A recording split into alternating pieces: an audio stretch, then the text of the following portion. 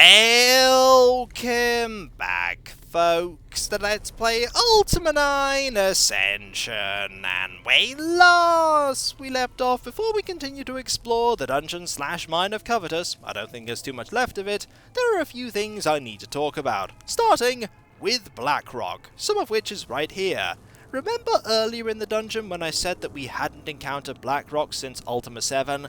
That is blatantly not true. In Serpentile, there was the blackrock obelisk that Batlin and the other Fellowship members used to get to Serpentile, and there was also the blackrock sword, which the Avatar brought with him from Britannia. Then, Ultima Underworld 2 had the Blackrock Dome, a massive structure that separated Castle Britain from the rest of Britannia, and I'm honestly surprised I forgot about that instance of Blackrock. There was also the Blackrock Gem, which the Avatar used to transport himself to different worlds. And then in Ultima 8, there was also Blackrock. There was even a reagent that was made out of Blackrock combined with something else. And there was a Blackrock obelisk that the Avatar used to imprison the other Titans so that he could become the Titan of Magic and escape Pagan. There are so many instances of Blackrock in the final part of the Ultima Saga, the Age of Armageddon. You could say that Blackrock runs alongside the story, or, more accurately, is interwoven into the story like a vein of ore. The very ore that is being mined within the dungeon Covetous. With that mentioned, let's now talk about how inconsistent the anti-magic effect is in Covetous.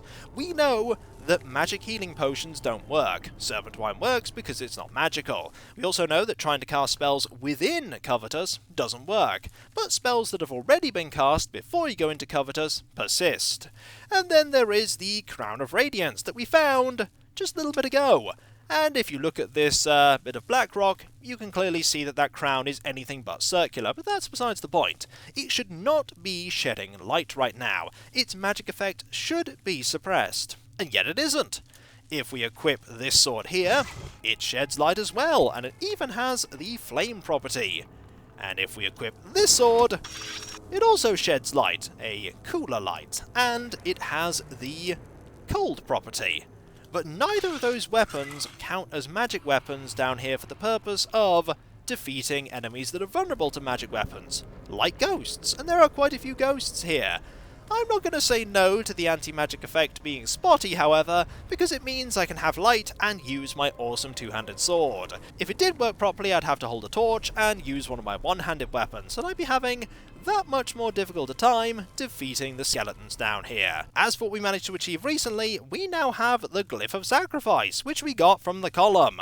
And guarding the column, as we were told by Lothar, the skeleton that we didn't discover the name of inside the game, was Julia, who had been corrupted by the column's influence and was a worm guard. Fortunately, we were able to avoid fighting her and talked her into resisting the column's influence for just long enough for us to get that glyph. And once we got the glyph, the column's influence on her weakened substantially enough that she could resist it without effort and returned back to the Julia that we know and have known for so many years. She also told us that she loved us, something that she never mentioned before in all of our adventures, but she's not going to act on that because she knows that we have other things to do, like trying to save the world. One thing to note about Julia and Gwenno is that both of those characters have very inconsistent hair colours throughout the series. Last time we saw Julia in Ultima 7 Part 2, her hair was brown. Here, it's blonde. There's no explanation given as to why her hair colour changed, and ultimately, it's not important, because we were able to save her, and she can go back to helping the people of Minok. Anything that she does, however, will only be temporary while the shrine is not cleansed, so let us keep exploring and see what we can find. Like sapphires. And diamonds. Now, do we have any room for... Ooh!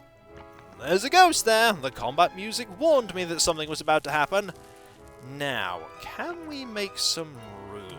Do we want to make some? We do want to make some room, because these are diamonds, and diamonds are worth having. Now, I want to get rid of this potion here, and take this diamond, put that there for now, close this bag, and then that there. Also, another bottle of serpent wine, always good to have.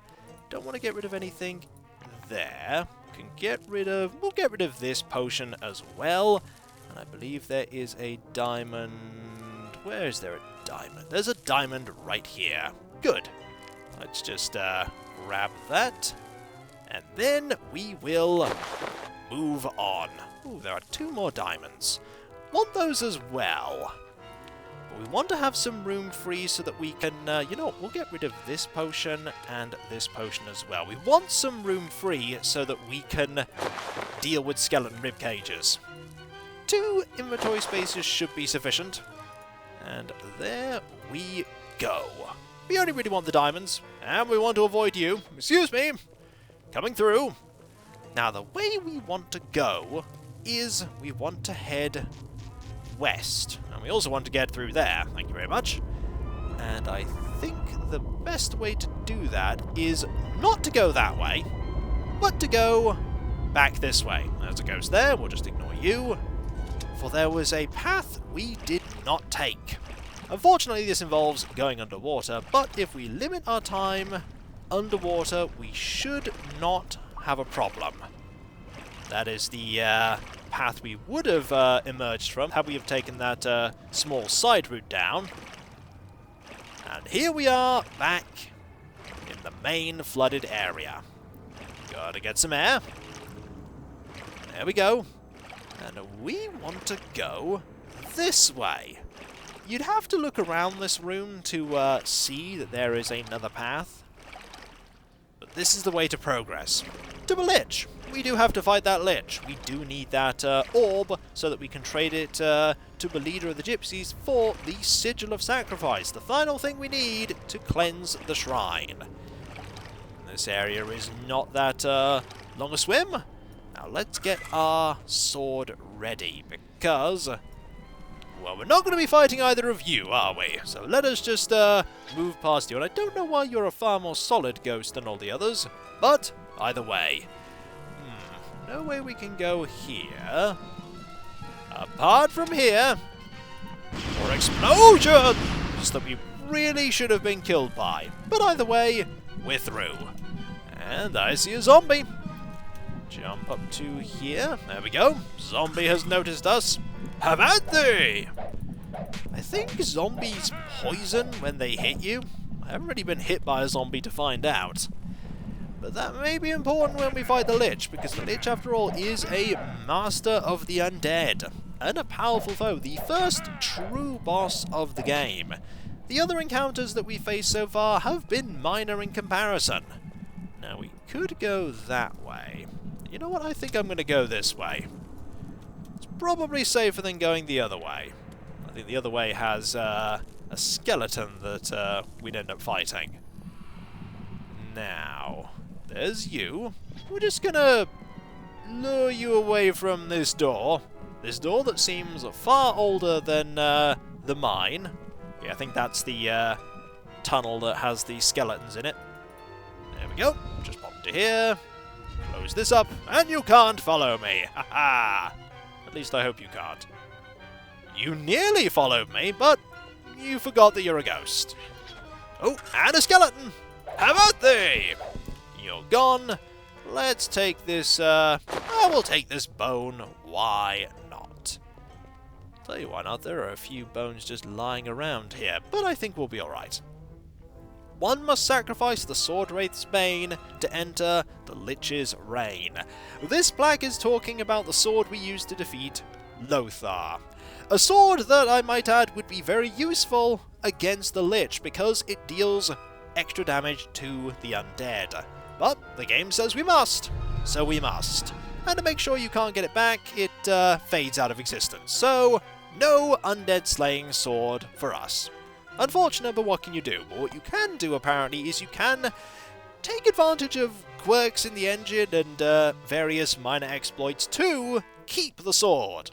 But I'm not going to. The game intends for you to face this foe without the sword, and that is what we will do. For the Lich is right in front of us, the true boss of this place, and the first major boss of the game. We can actually get quite close to the Lich.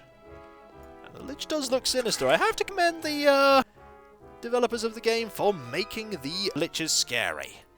Now let's get close and have a conversation. What fool of a mortal comes here to his doom? I mean no harm is not going to go anywhere. I think we should just introduce ourselves. It might make the Lich think twice about fighting us. I am the Avatar. The Avatar? Treachery! That fool Lothar purposely let you down here. It is no matter. You will make an excellent addition to my undead army. With you fighting in my ranks, I will soon conquer the world! Bring him down, my minions! Make him mine! Now there's a very cliche villain objective. Now we actually managed to avoid getting poisoned there. Now what we want to do is we want to get very close to you and just keep hitting you. Because you are weak to the sword, and that's the first major boss of the game defeated. So long, Lich! If you could be so easily defeated, I doubt that you would have actually been able to take over the world. Such a cliche villain. I want to take over everything! Mwahahaha! Well, now you're gone. Also, can't really do anything with that. There's a throne we could sit on if we wanted to. Why not? Let's sit on the throne.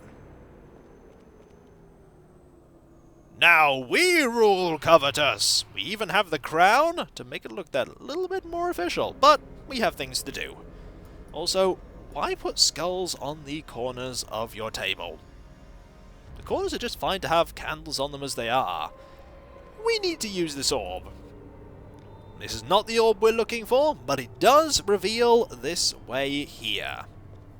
And down here are 2 treasure chests, one of which contains the blackrock crystal ball that we need to complete the game. Also, I think we can safely drop this now. Also, the lightning did not do that much damage to us. What does this do? This doesn't seem to do anything right now. But if we were to press this here, look what we found! A way forward. Excuse me, you wouldn't happen to know the way out of here, would you? You have to go through the grate and in the water. Thank you, you've been very helpful. Also, I'm going to take this key. It's not like I'm going to be using it. Now, we could smash these things, but we need to be careful, because this is important. This powder keg is what we're going to use to get out of here. Now, you could go the long way out. You could. Nothing stopping you. But when the game gives you a far easier method, like this, it's best to take it. Now, before we go, let's smash everything and see if there's anything cool in any of these. The answer is no. And so, we say goodbye to Covetous, and hello to this body of water. Now, we need to very quickly find the way out. That is this way. Now, I think on the way out there is a stream of bubbles that will refill our air. Important, because if we didn't have that, or a potion of water breathing, we die. And the game has to make concessions for you not having a potion of water breathing. We're running out of air, but there is that stream of bubbles. Quick! We must recuperate our oxygen, Sonic the Hedgehog style! And there we go. We're at full.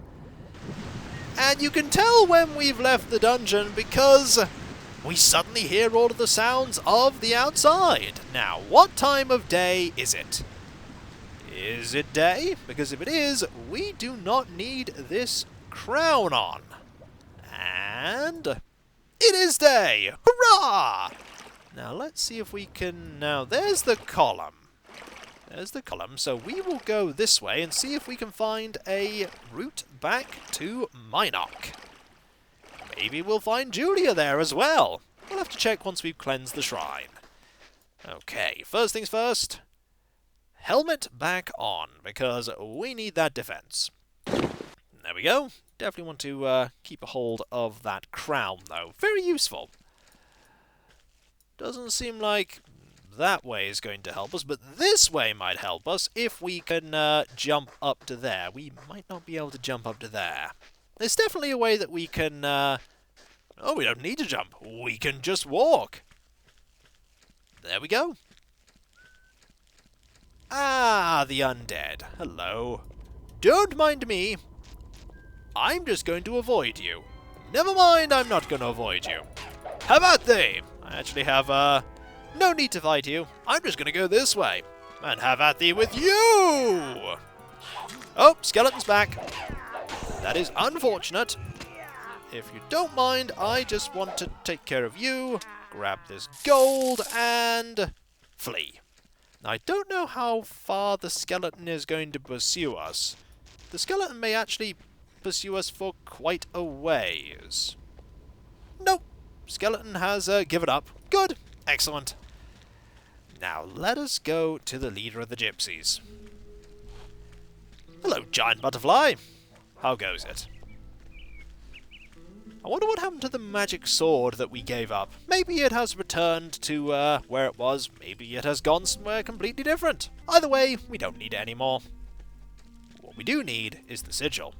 Do you have it, Avatar? The blackrock crystal ball? Yes, I do. Oh, good! Oh, good! How can I reward you for this favor? Gold?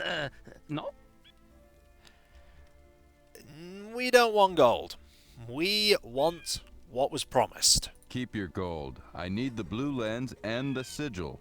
I'm so sorry, Avatar, but I do not have these things to give you. It was foretold that if I give away the sigil, I die. Come now, we reach a bargain, no? What else can I offer? You gave us your word. You gave me your word.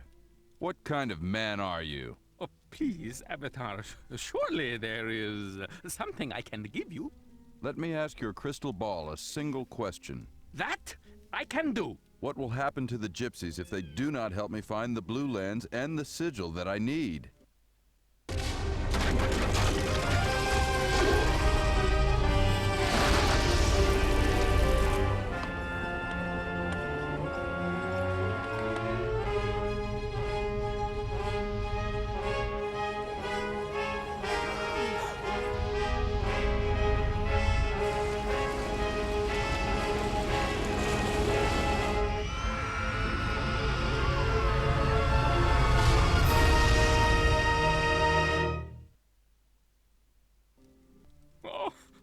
That is horrible. This cannot be. You must be showing me lies. I cannot give my life because of some lies. Begone! You said yourself that the blackrock crystal ball sees the future with clarity. You cannot change your mind because what you are seeing is not what you want to see. You are right. It is the blackrock crystal ball, no? How can it be telling me lies? If I do not help you, all will be destroyed. But to save my people, I must die. It is exactly as Morgana foretold. Oh. This is my choice. To help my people and die, or to let them die at the Guardian's hand. Avatar, help me. Tell me what to do.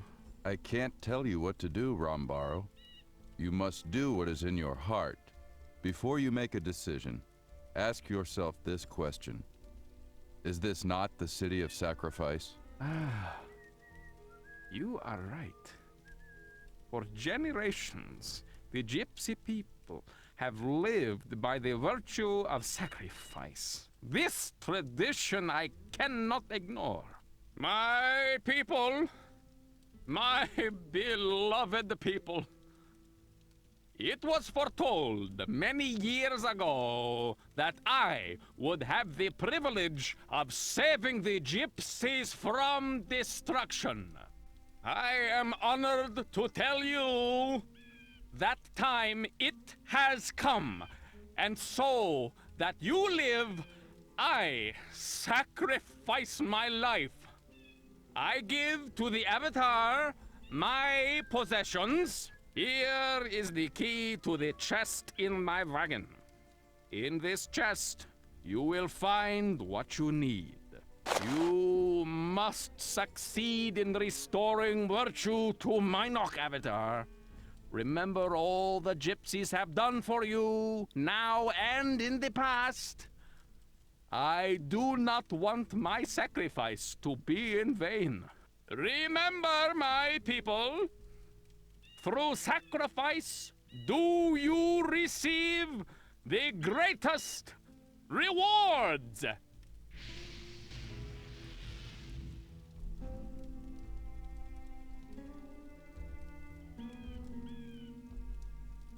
You probably should have clarified that the greatest reward was not getting incinerated.